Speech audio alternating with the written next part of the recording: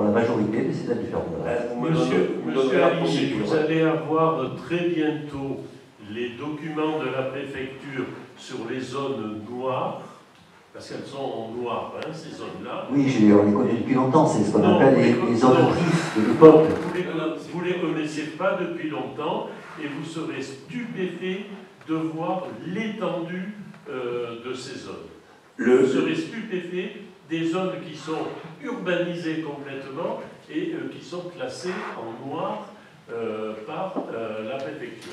Alors, d'autre part, c'est très facile, vous êtes dans une position confortable, cherchons ailleurs, mais ici, nous avons un terrain qui n'est pas un espace naturel, qui n'est pas un espace boisé classé, qui est un espace agricole, mais dont la SAPER et les agriculteurs ne veulent pas, qui n'est pas un terrain constructible, et donc qui est un terrain qu'on peut acquérir autour de 3 € le mètre carré.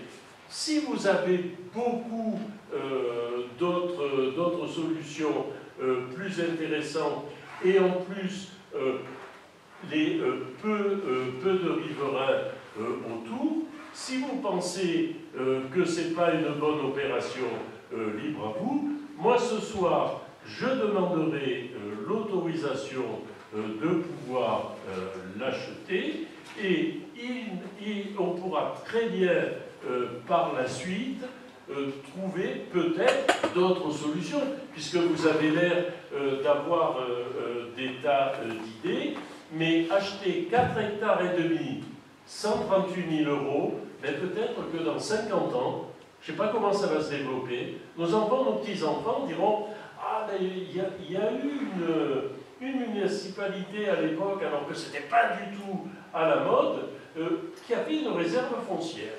Ah, tiens, ce sera... Voilà. Donc, réfléchissez bien, c'est votre droit. On est bien d'accord sur l'achat qui est très très bien d'ailleurs, sur le prix d'achat, tout à fait. Mais je vais vous donner même encore un peu du grain à moudre. Vous pouvez même faire, et puis l'appeler aire de grand passage, vous pouvez gagner de l'argent puisque l'État finance la mise en place de cette aire de grand passage, c'est-à-dire les sanitaires, l'accessibilité, l'éclairage, etc., l'électricité. Voilà, comme ça, ouais, tout est fait. On n'en parle plus. D'autres questions? Oui. Moi j'ai hâte en fait, alors déjà je vous remercie pour tout ça là, parce que c'est quand même elle qui a posé effectivement ce petit lapin de Pâques sur... Bon, je disais, je remercie quand même Madame Boussala qui nous a fait part de cet état avec projection, fantasme ou pas, je n'en sais rien, de cette possibilité d'aire de grand passage, et nous savons tous combien elle est importante de travailler cette question-là, puisqu'effectivement ça fait des années que vous et moi nous l'avons déjà travaillé sur les municipales précédentes. Là où c'est plus compliqué, je m'adresse vraiment à M. Collet, c'est que j'ai hâte, M. Collet, de cette première réunion du PL. Vraiment. Parce qu'effectivement, moi j'entends cette piste de BMX, cette piste de skate, cette fête de cheval, parce que je pense que l'initiative c'est M. Vallon. Moi j'entends tous ces projets pour dynamiser notre petite ville. Pour autant, et vraiment moi j'insiste là-dessus, quand je vois déjà l'existant, où effectivement la sécurisation n'est pas forcément faite, qu'il y a une multiplicité sur ce site-là de thématiques, ça ne fait que m'inquiéter. Parce qu'effectivement, sur un même lieu, trouver une piste de BMX, une piste de skate, c'est effectivement une projection au fantasme, il faut aller bien, je le mets au conditionnel, une aire de grand passage, comment vous allez faire cohabiter toutes ces typologies de population? Et moi, je vous alerte uniquement là-dessus. J'entends bien, M. Collet, la contingence, et j'ai hâte de voir cette réunion du PL. J'ai hâte aussi, vous ne pouvez pas imaginer à quel point, mais bon, je pense pas que la réunion du PLU, la première, celle sur le PADD qui est prévue le 9 décembre, répondra à ces questions-là dans le détail, puisqu'on est davantage focalisé dans cette approche aujourd'hui sur les zones à urbaniser ou les zones urbaines. Mais néanmoins, nous allons reparler de l'habitat diffus. Par contre, dans le cadre de la commission urbanisme, je pense qu'on sera dans des conditions qui nous permettront de travailler très constructivement sur tous ces dossiers. Bien. D'autres questions, remarques? Bon. Qui est contre contre cette acquisition? Qui s'abstient? Je vous remercie. Alors, le point suivant.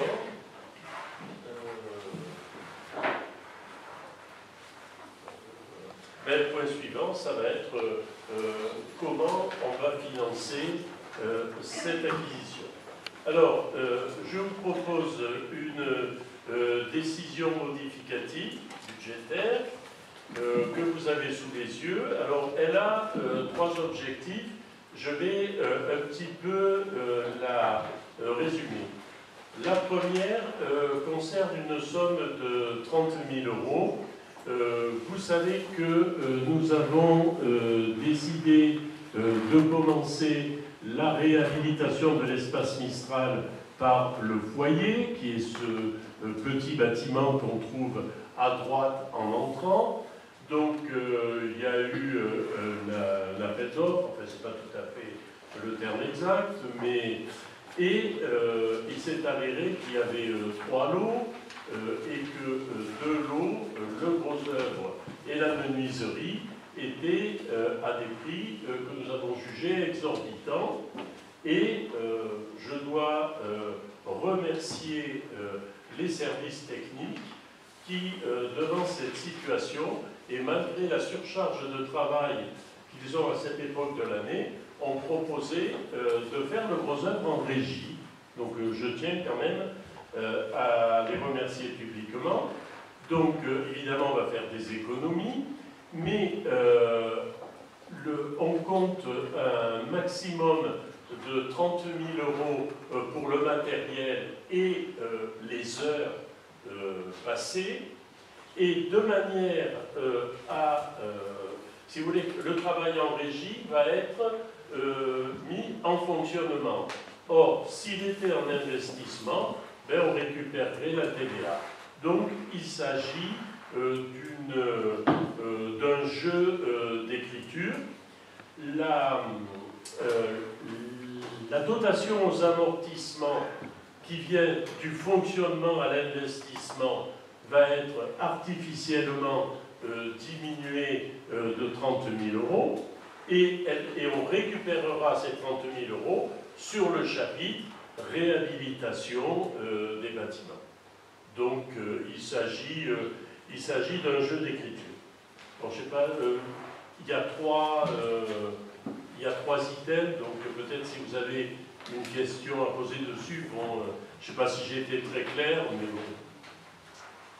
Bien, le deuxième concerne la somme de maximum de 1 500 € que nous souhaitons au maximum faire un don pour le Téléthon, dans la mesure où ce n'est pas possible, pour les raisons que j'ai expliquées précédemment, de se servir de la représentation qui sera faite à l'Église pour participer au Téléthon. Et enfin, le troisième, c'est un montant de 126 000 € que nous récupérons sur l'aménagement du stade de foot et du stade d'athlétisme, qui permettra d'équilibrer l'opération des acquisitions de terrain. Il est à noter que cette acquisition ne nécessite aucun emprunt supplémentaire et que, et ça c'est important, les investissements que nous avions prévus au budget primitif seront mandatés cette année à 98,01%. C'est-à-dire que la totalité de ce que nous devions faire pour le stade de foot et le stade d'athlétisme seront faits et que cette opération, comme prévu, sera terminée en 2022. Oui.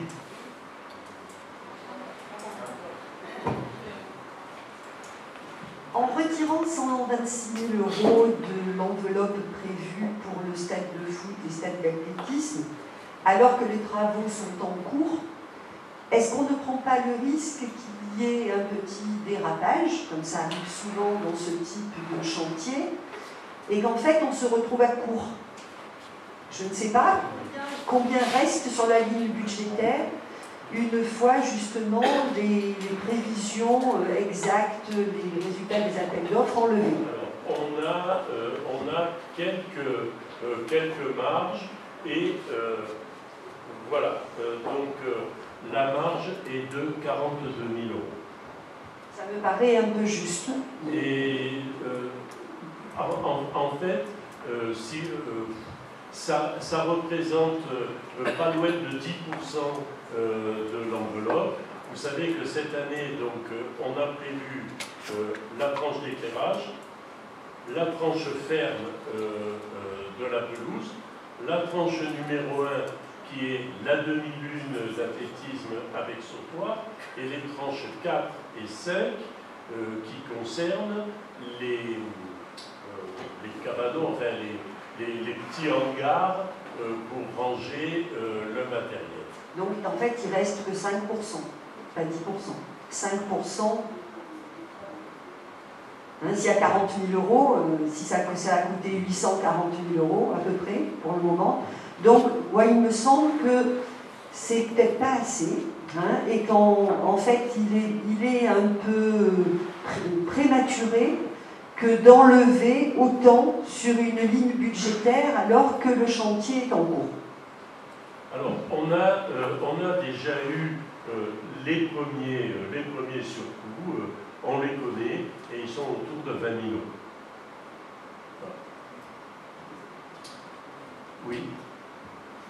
Oui, par rapport, moi j'ai la méthode, j'ai l'impression que là on déshabille Paul pour habiller Pierre, ça me fait penser à ça, ça peut être rigolo, mais en fait, bon, je pense aux 250 licenciés du stade de foot, du foot. Donc ces 250 licenciés actuellement, ils ne peuvent pas pratiquer, ils sont baladés entre maintenant le stade de rugby, en tout cas l'annexe du stade de rugby qui est impraticable et qui pleut. Voilà. Donc si